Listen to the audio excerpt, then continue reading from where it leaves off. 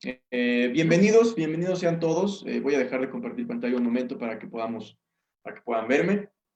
En esta tarde les traemos una plática muy interesante, les traemos una plática muy padre que preparamos con mucho cariño para todos ustedes. Muchas gracias. Quiero aprovechar la oportunidad para Cultura San Pedro, la Secretaría de Cultura de Nuevo León, por darnos este espacio. ¿Y cuál es el objetivo? El objetivo es que podamos tener una charla, una plática hablando de finanzas, de temas financieros, pero para no financieros. Es decir, si ustedes, tú que nos estás viendo, que nos estás escuchando, no tienes una preparación universitaria, no tienes una preparación académica en relación a los temas económico-financiero, estás en el lugar correcto. Está muy bien que tengamos esta charla, que tengamos esta plática, porque justamente no vamos a tocar ningún término muy complicado, esto va a ser muy coloquial, pues justamente para que podamos conocer de estos temas y para que pueda abrirse un poco nuestro conocimiento al mismo. Me presento rápidamente. Yo vengo en representación, vengo proponiendo y platicando a nombre de Nario Finanzas. ¿Y qué es lo que vamos a ver el día de hoy? Les voy a compartir mi pantalla para que puedan revisar la presentación. Voy a estar poniendo y quitando la presentación para que también podamos, no se trata de que esto sea una cátedra simplemente, que sea algo muy aburrido, una clase más. Al contrario, si pueden, por favor, poner en los comentarios alguna pregunta, alguna duda, algún chiste, como lo hizo Ferjip, por favor, es bienvenido. ¿Y qué vamos a ver en esta ocasión? ¿Qué vamos a ver en esta tarde? Revisaremos 3 tips para tener finanzas sanas, 3 tips muy simples, yo diría que son de lo básico para finanzas personales. Vamos a ver también estrategias aplicables y comprobadas hablando de estos 3 tips, es decir, no nos vamos a inventar nada nuevo, vamos a hablar de algo que ya está más que dicho y predicho. Por supuesto, también vamos a tocar algunos temas ya un poco más profundos en el sentido de romper paradigmas, de romper estas creencias limitantes y estas ideologías que no nos ayudan a nada y que no nos promueven a tener unas finanzas sanas. Y por supuesto, como les dije hace un momento, veremos algunos ejercicios, tendremos algunos ejercicios prácticos. Si pueden traer su pluma, su libreta, para poder realizarlos. Van a ser muy rápidos, muy sencillos, no va a haber examen todavía, pero para que podamos llevarlo a la práctica, no solo que se quede en lo teórico, sino que también se lleve a la práctica. Y esto es lo que, a grandes rasgos, lo que vamos a ver ahora. Antes que nada, les platico rápido qué es Denario, quién es Denario y por qué está hoy hablándoles a ustedes. Bueno, para empezar, Denario es un proyecto, una iniciativa. Pueden seguir nuestras redes sociales, ahí está nuestra página. Ahorita Casa de Cultura nos va a hacer favor de etiquetarnos también. Pero, como les comentamos un momento, hay muchas cosas, muchos conceptos que no nos enseñan en la escuela. Nadie te enseña a ahorrar, nadie te enseña cómo pagar impuestos, nadie te enseña cómo usar correctamente una tarjeta de crédito. Hemos visto que a nivel nacional y a nivel Latinoamérica, estos temas son muy olvidados en la educación básica. Prácticamente tienes que tomar diplomados, certificados y mucha educación por particular y aparte del sistema educativo que tenemos en el país para poder entender y empaparnos un poco de esto. Y aún así, hay muchas cosas que simplemente no sabemos e ignoramos. Y esto viene desde la educación en casa. Entonces, Denario nace con esta iniciativa de por qué no tener educación financiera para todos, accesible, que sea interesante y que pueda desmenuzar todos estos temas que pueden parecer tan complejos, pero que no lo son, y llevarlo a un aprendizaje continuo. Entonces, de ahí nace Denario. Me presento, yo soy el ingeniero Iñaki Marrón, soy egresado del Tecnológico de Monterrey. Vengo en representación de mis otros 2 socios, que son el licenciado Omar Rodríguez, el ingeniero Fernando Soledad. Un saludo, muchachos, donde quiera que estén. El día de hoy yo voy a ser el que va a hablar con ustedes. Y vamos a empezar con esta parte.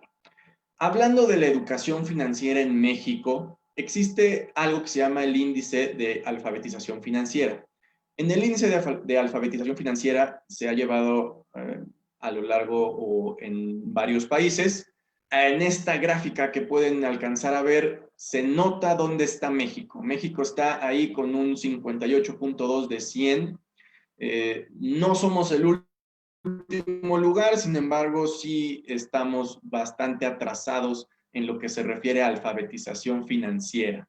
¿Esto qué quiere decir? O este resultado que estamos apenas panzando, como diríamos, ¿a qué se debe? Bueno, a lo largo del tiempo, la Secretaría de Hacienda y Crédito Público se ha dado cuenta que en nuestro país se ha modificado de alguna u otra manera esta concepción que se tiene. Recordando un poquito de historia, en los años 60, 70, el gobierno empezó a ver que los adultos que estaban prontos a retirarse lo iban a hacer sin una pensión como lo habían tenido en los años 40, 50, etc. Esta simplemente era una estimación, era una proyección en donde el gobierno se dio cuenta que no le iba a alcanzar al país para mantener a tanta persona retirada llegando a esas edades, en primera por demografía y en segunda por esperanza de vida. Como ha avanzado la tecnología, como ha avanzado la ciencia, estamos llegando a edades más avanzadas y estamos retirándonos también a edades más tempranas. Por lo tanto, no es una novedad que el gobierno está preocupado para incentivar lo que tiene que ver con las AFORES y con el sistema de pensiones en México. Esto lo hemos visto en spots de radio, esto lo hemos visto en la televisión y el gobierno se ha dedicado a fomentar esta práctica, que por supuesto también la vamos a revisar posteriormente en algún otro seminario que podamos darles. Pero entonces, hablando del índice de alfabetización financiera, lo vuelvo a poner. En México nos dimos cuenta que estamos justo a la mitad. ¿Por qué? Porque hablando un poquito de lo que mencionábamos anteriormente, no se tiene esta cultura, no se tiene a nivel nacional esta noción ni esta importancia. ¿Eso qué ha provocado? Estos son datos tomados a partir de 2018, 2019, y esto que ha provocado, pues justamente que en México haya un estigma. Nosotros hacemos mucho la comparativa en Denario, nos gusta mucho hacer esta analogía.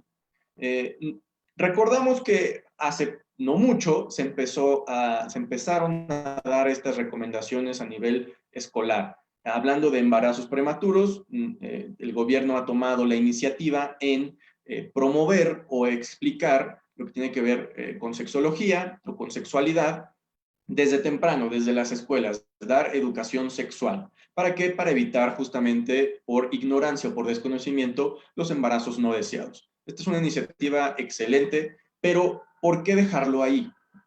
Si no queremos embarazos prematuros, tenemos que hablar de sexo, tenemos que hablar de sexualidad con nuestros jóvenes.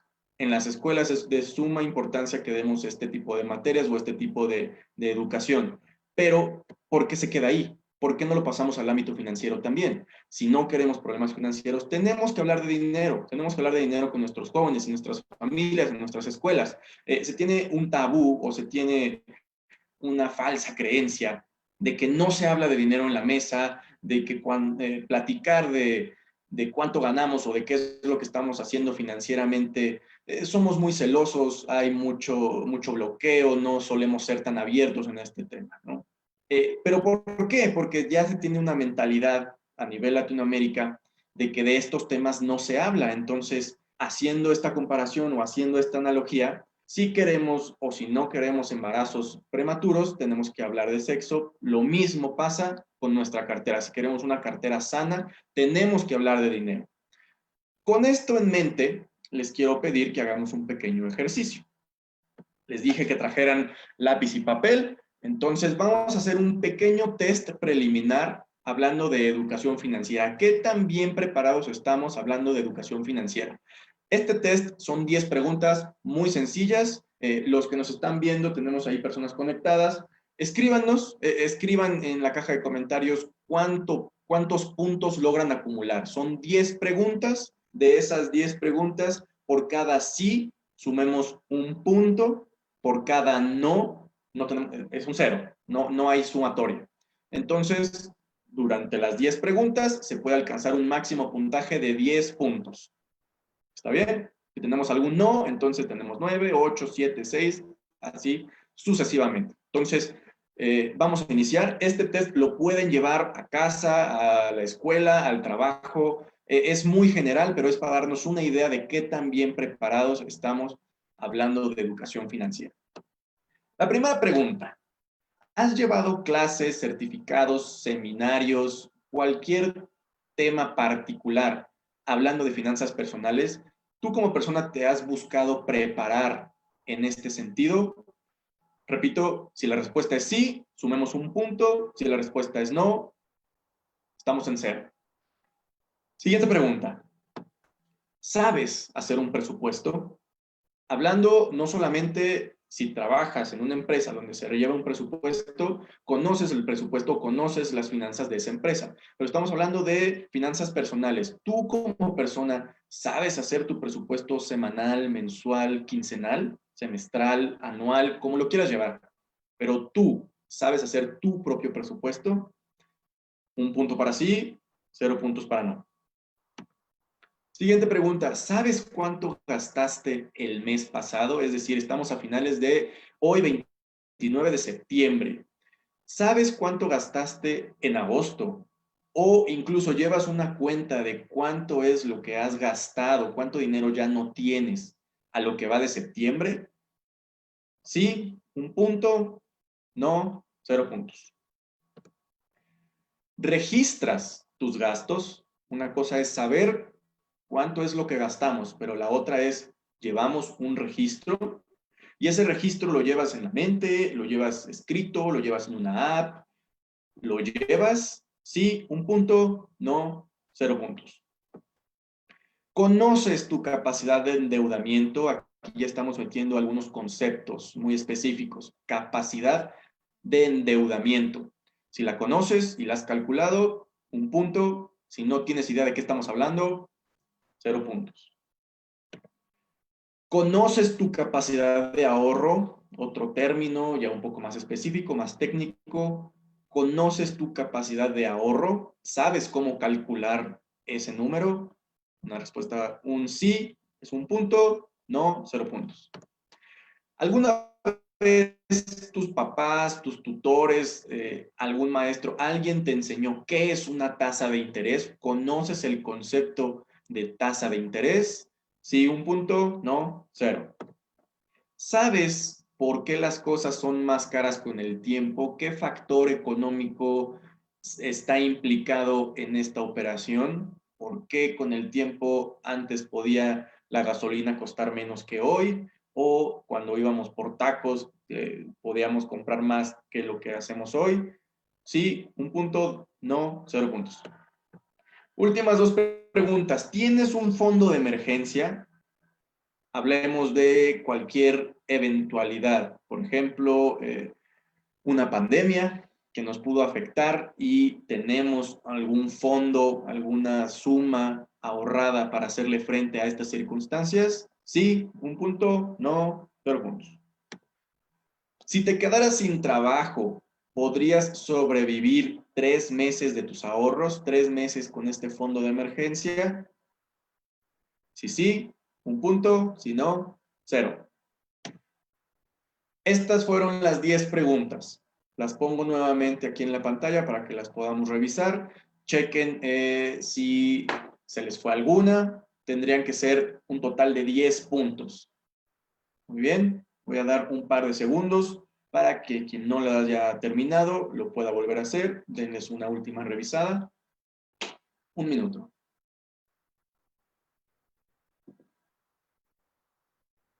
Listo. Ahora, del total de puntos, vamos a ver qué tal los resultados. Si tuviste de 0 a 2 puntos con estas respuestas, bienvenido, está perfecto, esta charla es para ti. Si tuviste de 3 a 4 puntos, es un promedio, es lo básico que hay que saber, simplemente hay que ponerlo en práctica y hay que buscar más aprendizaje. Si tuviste de 5 a 6 puntos, un aplauso, tienes un buen conocimiento de finanzas. Lo importante aquí es repasar algunos de ellos y reforzarlo.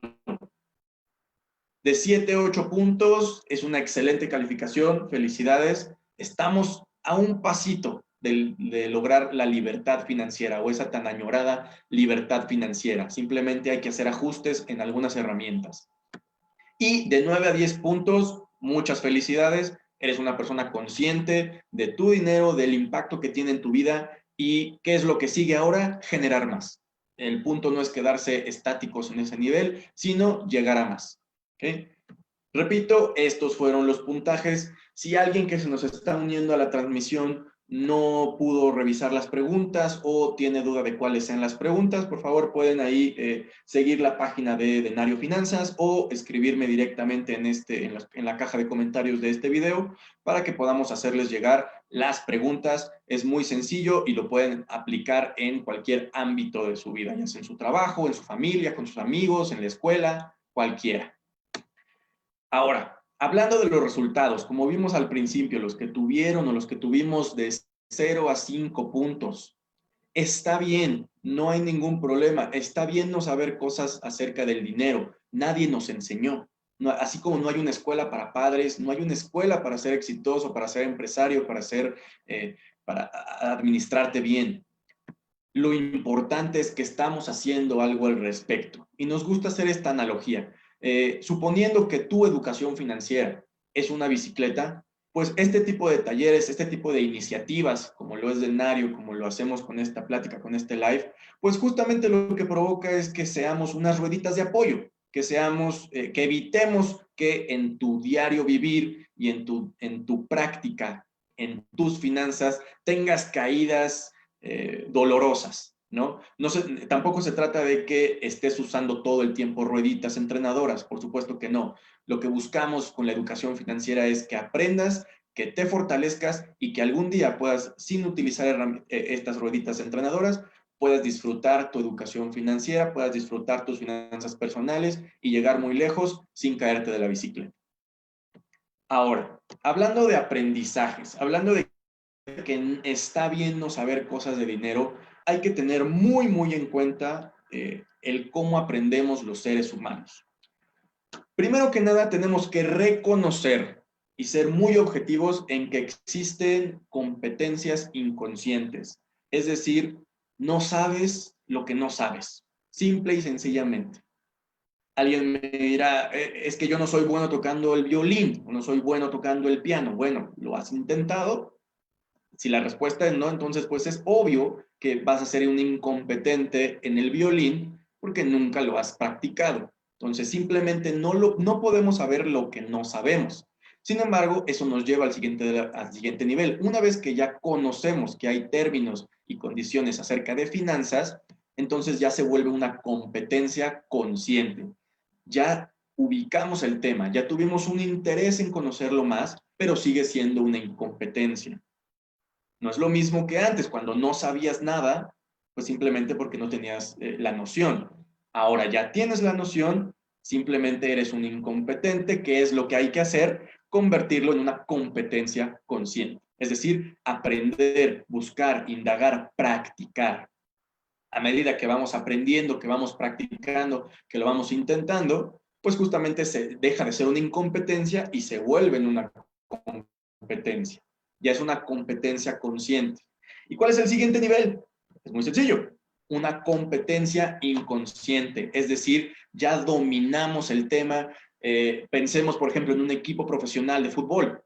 Entrenan diario, practican diario las mismas cosas o las mismas situaciones para enfrentarse el fin de semana a un equipo rival.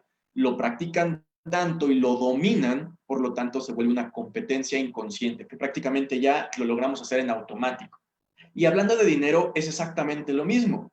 No podemos conocer o no podemos saber un tema de inversiones en bolsa mexicana de valores o un tema de inversiones en criptomonedas, porque simplemente desconocemos ese tema. No podemos ser competentes si lo desconocemos. El punto es empezar, conocerlo, indagar, practicarlo, de tal manera que se pueda volver una competencia inconsciente y se domine este tema.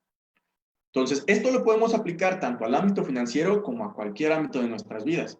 Yo ahorita puse un ejemplo de un equipo deportivo, sin embargo, se puede volver una práctica de un instrumento, una materia en la escuela, tu labor como profesionista, como empleado. todo esto lleva una secuencia, un camino. No nos frustremos porque simplemente digamos que no nos salen las cosas, cuando primero hay que llevar una secuencia, un camino.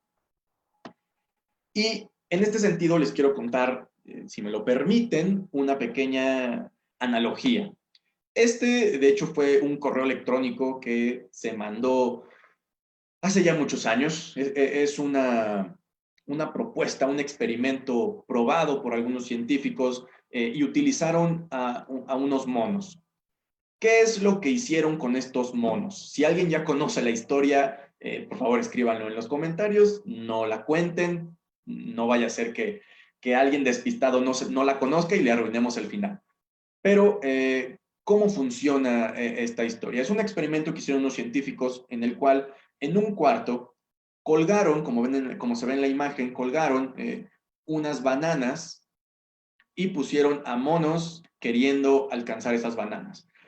Evidentemente pusieron también una escalera para que fuera la herramienta o el instrumento para que los monos pudieran alcanzar estas bananas. Voy a dejar de compartir pantalla para que podamos vernos un poco. Entonces, el experimento consistía en que cada vez que los monos intentaran subir por la escalera y tomar las bananas, los científicos los rociaban con chorros de agua helada. Es decir, cada vez que un mono intentaba subir la escalera, rociaban con chorros de agua a todos los monos. No solamente al que subió la escalera, sino a todos los que estaban alrededor. Entonces, los monos fueron aprendiendo a que si a alguno de ellos se le ocurría la idea de escalar esa escalera, subir la escalera y bajar las bananas, a todos les iba a tocar chorros de agua helada. ¿Qué fue lo que aprendieron los monos? Evidentemente, cada vez que alguno quería siquiera subirla, simplemente los otros monos lo detenían y nadie entonces buscaba alcanzar esas bananas. La primera fase del experimento fue esa. Ya ningún mono aprendieron que se iban a rociar con chorros de agua, entonces simplemente dejaron de buscar el premio, de buscar las bananas. ¿Qué fue lo que siguió? Quitaron a uno de los monos. Pusieron a un monito nuevo y este monito no tenía idea de que si buscaba alcanzar las bananas, los iban a rociar a todos con chorros de agua. ¿Qué fue lo que hizo? Evidentemente subió la escalera, quiso alcanzar las bananas y rociaron a todos los monos. Por consiguiente, este mono nuevo aprendió que si él buscaba subir esa escalera, antes de que lo rociaran, los monos ya lo estaban golpeando. Los mismos monos que ya sabían que si intentaba subir les iba a tocar a todos por igual, simplemente no lo dejaban, lo tomaban y lo golpeaban. ¿Qué fue lo que sucedió después? Se ingresó a otro mono y luego a otro y luego a otro. De modo que el mono nuevo que apenas ingresaba a este grupo quería subir por las bananas, antes de que los rociaran a todos, ya lo estaban golpeando. Es decir, ni siquiera les daban la oportunidad de saber cuáles eran las consecuencias, simplemente ya lo golpeaban. ¿Esto qué provocó? Que pasando el tiempo llegó un punto en el que todos los monos eran nuevos. Es decir, a ninguno de esos monos los habían rociado con chorros de agua y aún así ninguno subía por las bananas. Simplemente es algo que aprendieron. ¿Por qué? Porque los golpearon. Entonces, la práctica o la creencia que se hicieron los monos fue esa. Fue, si yo llego y quiero subir, me van a pegar. No sé por qué, no sé para qué, pero esa es la moraleja. ¿Esto qué llevó a los científicos entonces?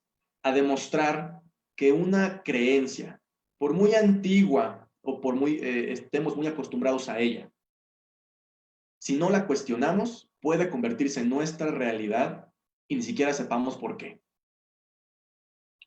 Todos los monos nuevos que estaban en ese grupo, ninguno de ellos se había mojado alguna vez. Y lo único que hacían era repetir el patrón que ya tenían los otros monos, que los otros monos les enseñaron. Entonces, ¿qué es lo que hoy les invito a hacer? Rompamos el paradigma. No es complejo hablar de dinero, no es complejo hablar de ahorro, no es complejo hablar de inversión. Simplemente no estamos acostumbrados a hacerlo. somos como esos changuitos que alguien nos dijo y alguien nos contó que era difícil, que no se podía. Hoy les invito a cuestionarse, hoy les invito a preguntar realmente esto que estoy haciendo o esto que estoy escuchando, ¿es verdad? ¿Es de buena fuente? ¿Me afecta directa o indirectamente? ¿Sí o no? Ahora, esto nos lleva a un tema que en Denario nos encanta y es crucial para el buen funcionamiento o la buena relación que tenemos con nuestro dinero, que es el patrón psicológico del dinero. Aquí lo que les muestro en pantalla es justamente qué significa o qué es este patrón psicológico del dinero. Es simplemente nuestro inconsciente hablando. ¿Sí? Es la forma en la que nosotros percibimos o entendemos el dinero, la relación que tenemos con el dinero. Y esto a manera inconsciente, es decir, todos nuestros sentimientos, pensamientos, todo aquello que no controlamos, que simplemente ya son ideas programadas. Como lo vemos en la imagen, los seres humanos estamos acostumbrados o los seres humanos estamos diseñados para primero pensar, luego sentir y después actuar. La programación neurolingüística nos ha enseñado que nuestro cerebro, nuestras tres partes del cerebro, nuestro cerebro racional, nuestro cerebro emocional y nuestro cerebro reptiliano, está programado para pensar, sentir y actuar. Y pensar no me refiero a pensar y darle una carga intelectual. Por pensar me refiero a las imágenes que traemos a nuestra mente. Les voy a poner un pequeño ejemplo. Si yo en este momento les digo, piensen en un elefante, lo primero que va a pasar es que en su mente se va a dibujar una imagen de un elefante. Es lo primero que van a hacer. Visualmente, en su mente, van a recordar o van a tener a un elefante. Obviamente, esto varía de persona a persona. Yo puedo ver un elefante en caricatura, otra persona puede ver un elefante que visitó en el zoológico, otra persona puede ver un elefante que vio en una foto, que vio en un libro, que vio en un circo. Todos tenemos imágenes distintas, pero lo primero que hacemos o lo primero que pasa es que formamos esa imagen mental. Por eso, lo primero que hacemos es pensar. No sabemos cómo está el elefante, qué está haciendo, por qué está ahí, simplemente lo imaginamos. Entonces, cuando yo les digo, piensen en un elefante y ya tenemos la idea en nuestra cabeza, lo siguiente es que nos evoca un sentimiento. Si yo de niño fui al zoológico y me subí a un elefante, di un paseo, me la pasé padrísimo con mi familia y todo estuvo muy bien, el sentimiento que me va a provocar esa imagen es de felicidad, es de nostalgia, es de cariño, es de alegría. Sin embargo, si alguien tuvo una mala experiencia por primera vez con un elefante, si lo vio sufrir en un circo, maltrato animal, si simplemente se asustó porque era muy pequeño y el elefante hizo ruidos, un animal tan impresionante y tan inmenso le provocó temor, entonces cuando piensa en un elefante, lo que le va a provocar es miedo. Entonces, seguimos ese patrón, pensamiento, sentimiento y después acción. En la acción, en este momento, pensando en el elefante, por ejemplo, lo primero que yo hago es sonreír o puede ser contar la bonita o grata experiencia que tuve o simplemente seguir hablando del tema. En cambio, si tuve una experiencia negativa, lo que voy a hacer es rechazarlo, alejarme, cambiar el tema, etcétera. Pero esa fue la secuencia que seguimos. Pensamiento, sentimiento y luego acción.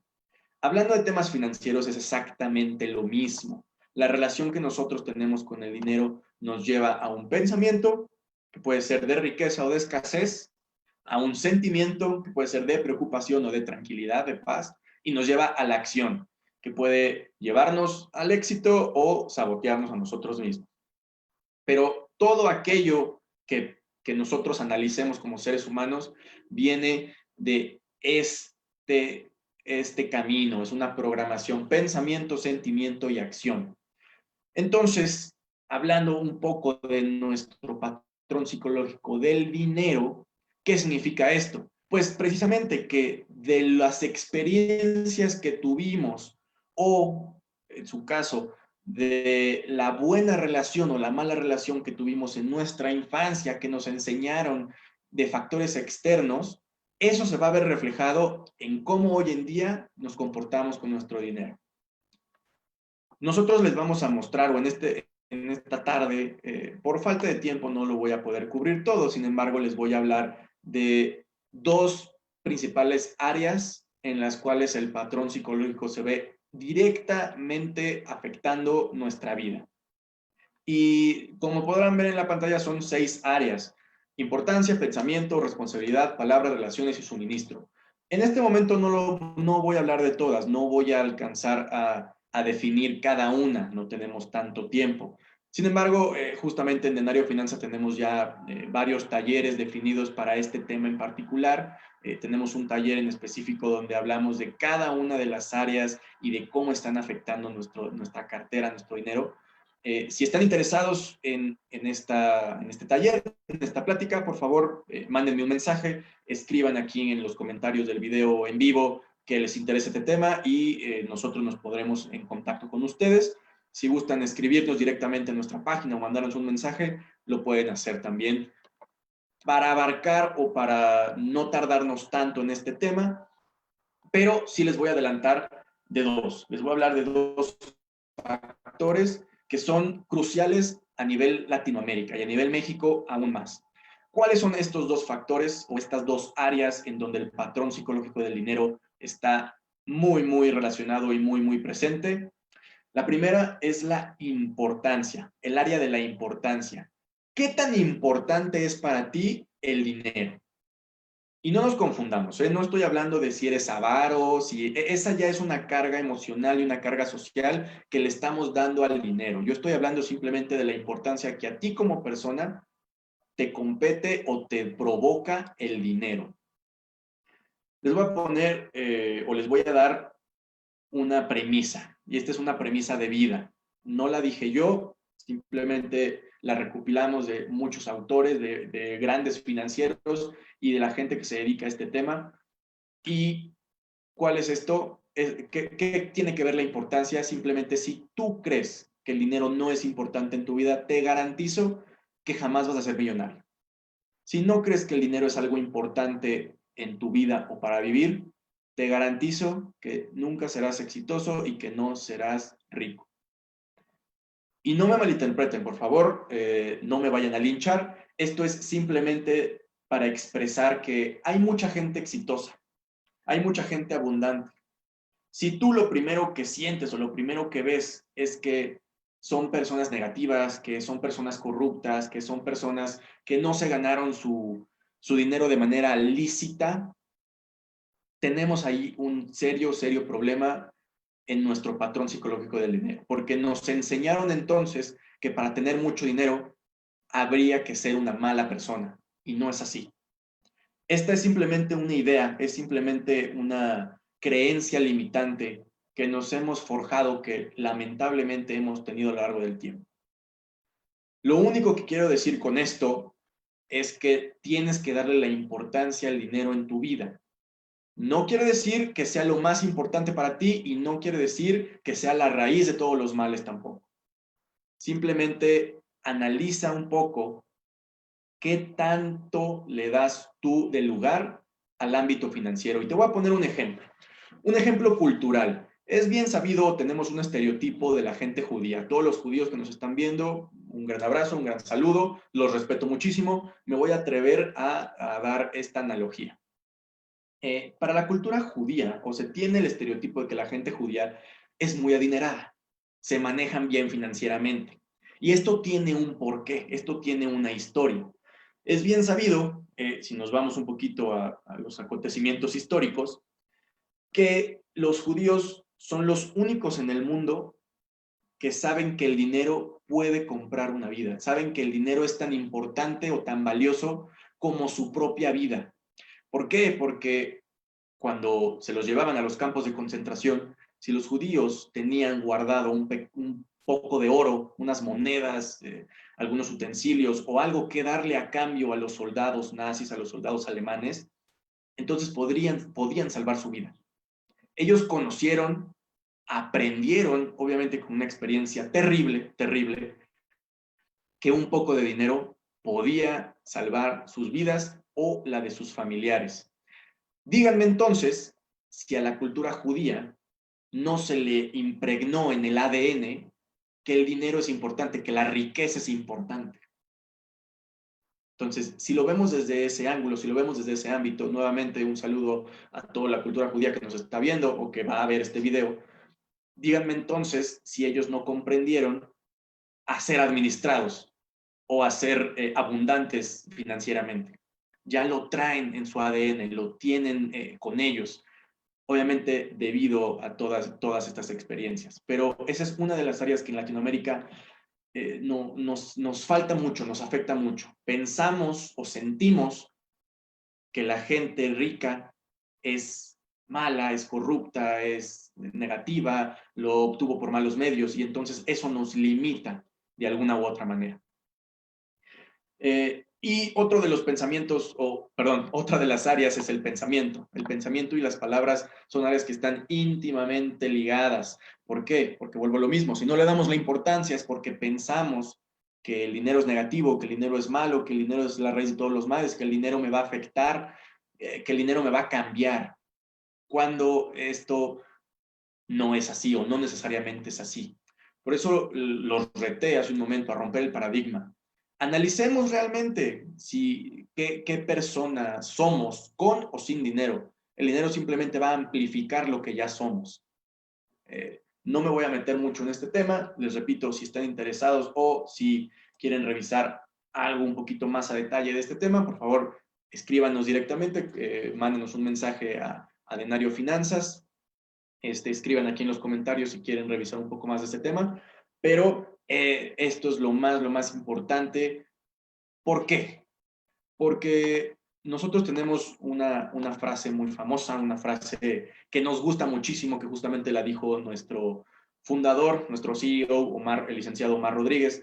Si quieres que el dinero no sea una limitante en tu vida, entiéndelo para saber cómo se involucra con tu realidad. Esta frase es poderosísima, nos encanta, porque efectivamente tenemos que conocernos a nosotros mismos, conocer cuál es nuestra relación con el dinero, y sabiendo eso, entonces vamos a poder aplicar herramientas, vamos a poder ver conductas, vamos a poder analizar diferentes funciones o diferentes elementos de la educación financiera y adoptar la que más se acomode a nuestras necesidades. Pero para eso hay que conocernos. Y ahora vamos a hacer un pequeño ejercicio. Esto se los voy a dejar de tarea, lo voy a mencionar únicamente para que lo puedan llevar a sus casas, para que lo puedan analizar o para que en algún otro momento, viendo este video, pues precisamente puedan realizarlo con toda calma. Pero a lo que los invito es una hoja de papel, porque escribir es poderoso, escribir es muy, muy poderoso. Tomen una hoja de papel y anoten todo aquello que aprendieron, todo aquello que les enseñaron, todo aquello que escucharon cuando iban creciendo, cuando éramos niños, adolescentes, ahora que ya somos adultos, pero todas aquellas conductas positivas o negativas que aprendimos acerca del dinero.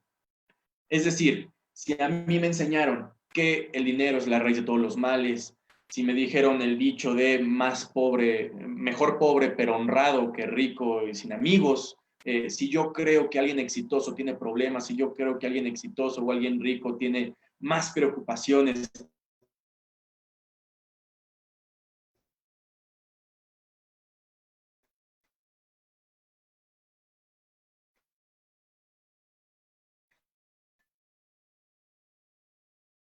todo lo que se me llegue a ocurrir en relación al dinero, cómo me siento de esas aseveraciones, cada una de esas ideas, ¿te ayuda o no te ayuda? ¿Te beneficia o no te beneficia en este momento de tu vida? Porque acordémonos de los monitos. Si es algo que a ti solamente te dijeron, pero nunca realmente viste de dónde venía esta ideología, pues creo que es momento de hacerlo. Creo que es momento de reflexionar, de parar un momento y ver si te está ayudando o te está deteniendo, te está afectando. Entonces, si requieren ayuda o les gustaría hablar un poco más de este ejercicio de patrón psicológico del dinero. Repito, búsquenos en redes sociales, Denario Finanzas en Facebook, Denario Finanzas en Instagram, Denario Finanzas en LinkedIn, para poder revisarlo y que podamos ayudarles a hacer este ejercicio. Ahora sí, habiendo dicho esto, y es bien importante para pasar al siguiente tema de las finanzas sanas, el primero, conocernos, hagamos un pequeño resumen. El primer tip que les damos o el primer tip que les dejamos para poder tener finanzas sanas es entender tu realidad, entender cuál es tu patrón psicológico del dinero, qué es lo que aprendiste, qué es lo que escuchaste, porque eso inconscientemente, después vamos a hablar un poquito más del inconsciente, inconscientemente ya te está llevando a acciones o ya estás teniendo una programación para actuar, sepas o no sepas. Te des cuenta o no te des cuenta, hay veces que ya simplemente está ahí la idea. Ahora, una vez que conocemos este patrón psicológico del dinero, el siguiente paso para las finanzas sanas son los siguientes temas. El primero es hablar de presupuesto. ¿Eso qué quiere decir? Cuando hablamos de presupuesto, simplemente son aquellos ingresos y egresos. Para hacer un presupuesto, los elementos más importantes es conocer cuánto ganas y cuánto gastas, cuánto dinero entra o cuánto dinero sale. Pero no solamente es necesario llevar un presupuesto, no solamente es necesario conocerlo. Les voy a poner un ejemplo. Cuando salimos, cuando vamos al cine, cuando vamos a comer, ya hacemos presupuestos mentales, ya hacemos una serie de cálculos de cuánto me va a costar el boleto, cuánto me va a costar la gasolina para ir o el transporte público para llegar a este lugar, cuánto me va a costar la comida, la cena. Es decir, ya tenemos una cuenta mental, un ejercicio mental de cuánto dinero tenemos que llevar a nuestro viaje o a nuestra actividad. Entonces, si ya tenemos esta idea o ya tenemos estos ejercicios mentales, ¿por qué no hacerlos bien? ¿Por qué no hacerlos detalladamente? Se tiene la idea muy errónea de que cuando tenga una gran cantidad a administrar, entonces haga un presupuesto. Cuando tenga una empresa o cuando tenga un negocio que facture muchos millones de dólares, muchos millones de pesos, entonces tendré que hacer un presupuesto. Y pensamos que estos gastos de 200, 500, 1000, 2000, 5 pesos no son necesarios o no son importantes. Estamos muy equivocados. Aquí quiero romper otra vez el paradigma, atrevernos a pensar diferente y a decir, no, no es necesario esperarnos a llegar a esos niveles para llevar un presupuesto, para hacer un presupuesto. Al contrario, entre más ordenados seamos, mejor. Hay datos muy antiguos, incluso en la Biblia aparece, que los pastores o los señores feudales llevaban un conteo de cuántas cabezas de ganado tenían, cuánto maíz, cuánto trigo, cuánto comercializaban, cuánto guardaban para el invierno. Ya se tenía en esos tiempos un presupuesto, aun cuando no existía una moneda como tal o un intercambio como tal. Entonces, ¿por qué no llevarlo a nuestras vidas? Aquí les vamos a dar el segundo tip. Para llevar un buen presupuesto hay que registrarlo. Se tiene que registrar, sí o sí. Si ya lo hacemos mentalmente, simplemente lo que tenemos que hacer es llevarlo a la práctica, llevarlo a la realidad.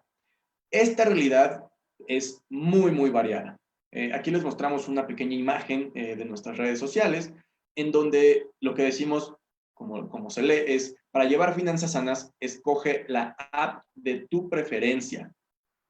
Efectivamente, no todos nos acomodamos con las mismas aplicaciones, no todos nos acomodamos con las mismas metodologías. Tienes que escoger el modo en el que tú mejor te acomodes. Puede ser una aplicación para tu smartphone, puede ser el mismo Excel, puede ser una libreta y papel, puede ser el banco de tu preferencia.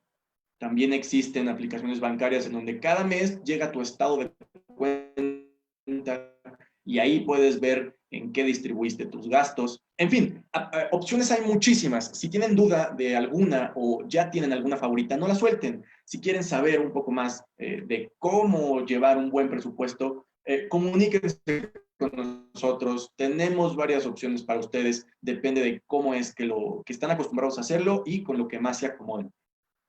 Opciones hay 1000, pero que se acomoden a tu estilo de vida van a ser muy pocas. Hay que acostumbrarnos a hacerlo, que no nos cueste trabajo, para que entonces también nuestro cerebro se acostumbre a este nuevo hábito y podamos llevarlo sin ningún problema. Esto es como las dietas. Cuando empezamos a hacer una dieta es difícil, no simplemente a veces no lo logramos o es muy fácil ceder ante la tentación. Aplica lo mismo para estos temas. Simplemente tenemos que escoger el que más se acomode a nosotros, ver resultados y con eso vamos a poder continuar con nuestro camino. Y otra de las herramientas básicas para finanzas sanas es justamente el ahorro. Y el ahorro aquí hay que entenderlo simplemente como la acción de separar una parte de nuestros ingresos para poder utilizarla en el futuro. El ahorro puede tener muchos nombres, el ahorro puede tener muchas formas también. Puede ser corto plazo, largo plazo, mediano plazo, tan flexible como lo seas tú. Pero hay una cosa en el ahorro que no debe cambiar. Hay una cosa en el ahorro que debemos de modificar cuanto antes en nuestra mentalidad y en nuestro diario vivir. Aquí les mostramos una pequeña resta en la cual lo que decimos es, de nuestro ingreso, gastamos o pagamos deudas, hacemos lo que queramos hacer con ese dinero. Y de lo que sobra, ahorramos, estamos mal. Ahí ponemos una carita triste, una gran X. No debemos hacer eso. Lo repito, si del ingreso le quitamos el gasto, primero gastamos, pagamos deudas, liquidamos, buscamos suplir necesidades, etcétera, y después ahorramos, estamos cometiendo un grave error.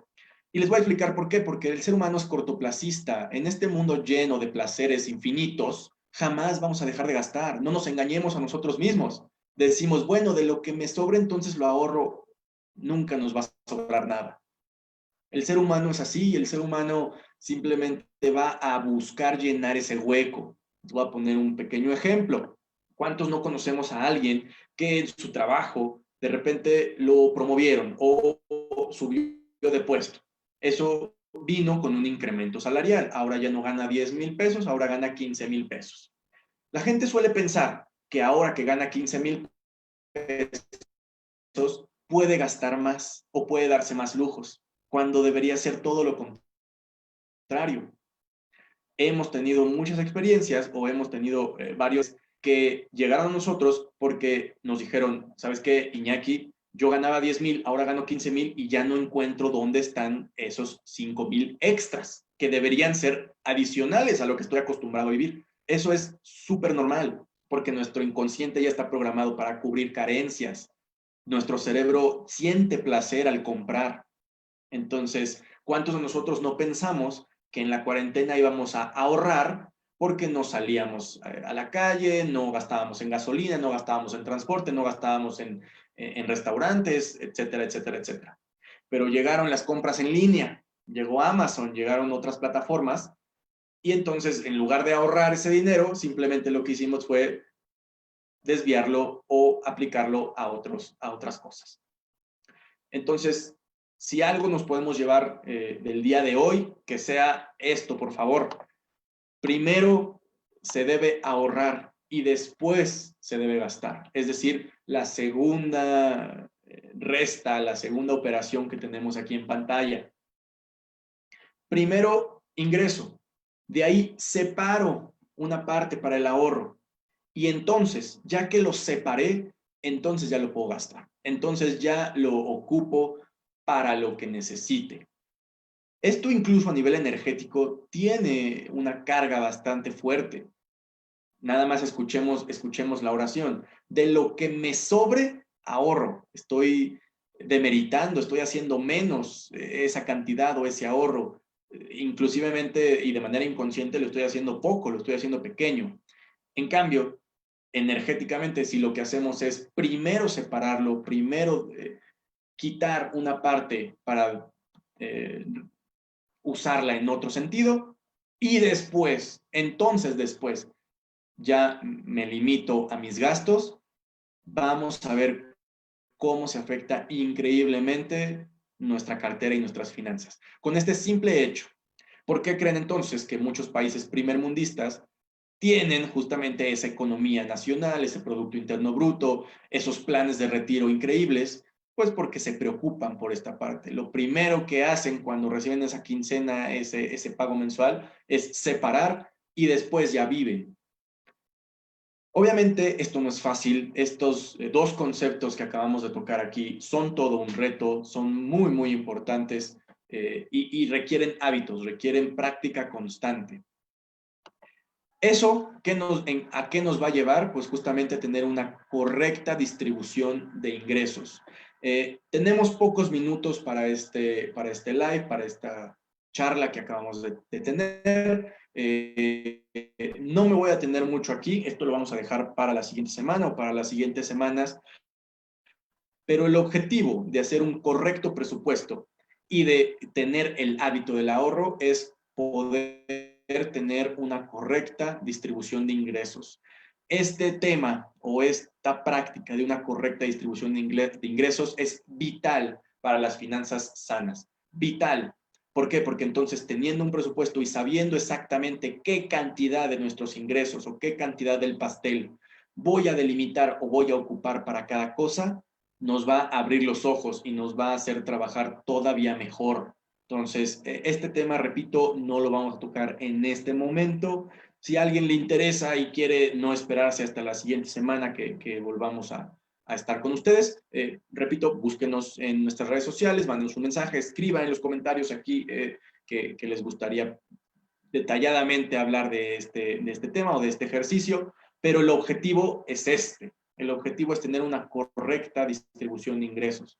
Teniendo una correcta distribución de ingresos, nuestras finanzas van a poder ser sanas.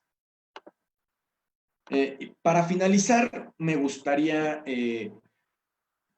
invitarlos a hacer un pequeño ejercicio de presupuesto. Este es uno de los ejercicios que teníamos o que tenemos preparados para ustedes. Este ejercicio, ustedes van a definir cómo lo quieren hacer. Es decir, si ya conozco mis gastos o ya los tengo de alguna manera registrados, ahora a lo que los invitamos es pongan pesos y centavos. Si ya conocen en qué son los rubros o en cuáles son las áreas en las que están gastando, entonces el siguiente nivel es ponerle pesos y centavos para poder hacer una correcta distribución de los ingresos. Sin embargo, no nos espantemos. Si somos de las personas que no estamos acostumbrados a llevar un presupuesto, les vamos a enseñar cómo hacerlo. Tenemos un archivo o un PDF de la Conducef en el cual nos incitan o nos enseñan cómo realizar un presupuesto desde cero. Si nunca lo he hecho, si no estoy acostumbrado, lo puedo hacer. Ingresan a la página de la Conducef. Si no lo encuentran, por favor, búsquennos. Nosotros lo que les vamos a hacer, vamos a mandarles por mensaje directo a todos los que estén escuchando este live, este video. Escríbanos, mándenos un inbox para que les podamos contestar con este archivo de la Conducef oficial de cómo llevar un presupuesto, cómo hacer un presupuesto, y por otra parte les vamos a regalar, Denario Finanzas les va a regalar varios archivos, algunos archivos dependiendo cómo se acomoden más, si prefieren llevarlo en Excel, si prefieren llevarlo en una libreta anotado, si prefieren llevarlo en una aplicación o en tu cuenta de banco, cualquiera sea la función, Denario Finanzas les va a regalar esa herramienta o les va a ayudar a pasar de un presupuesto mental a un presupuesto físico, ya un presupuesto definido. Entonces, por favor, repito, escríbanos directamente a nuestras redes sociales, mándenos un mensaje, escriban aquí en los comentarios si están interesados en llevar este ejercicio de presupuesto. Nosotros con muchísimo gusto se los vamos a compartir. Y nada más, para finalizar, ya es hora, les vamos a mostrar algunos de los temas que vamos a llevar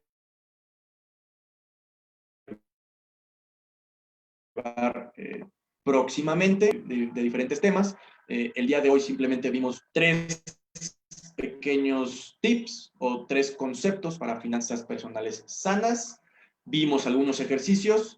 Si los que nos están viendo quieren regresarle al video y revisar esos ejercicios, siéntanse libre de hacerlo. Si no quedaron muy claros por el tiempo que tuvimos o por la interacción que tuvimos en este video y quieren detallarlo más, aquí les muestro en pantalla nuestras redes sociales, en Facebook, en Instagram, en LinkedIn, Denario Finanzas. Mándenos un mensaje, búsquennos y nosotros con muchísimo gusto les haremos llegar estos ejercicios. Nuestro objetivo es educación financiera para todos, que todos conozcamos y que podamos subir nuestra, como lo vimos anteriormente, el índice de alfabetización financiera en México. Todos formamos parte de esta iniciativa. El objetivo es que todos conozcamos y que sea accesible para todos. No necesitamos tener conocimientos financieros para poder tener finanzas sanas o para poder comenzar a tener finanzas sanas. Sin más por el momento, les agradezco muchísimo que hayan estado aquí, les agradezco muchísimo que nos hayan escrito. Gracias por haber participado, por haber tenido esta charla conmigo durante esta hora. Nos vemos próximamente, nos vemos el siguiente martes a las 5 de la tarde para otro tema muy interesante en torno a las finanzas, en torno económico. Si quieren conocer un poco más de nuestros eventos o de nuestros talleres, síganos en redes y muchísimas gracias. Los dejamos con la programación de Casa Cultura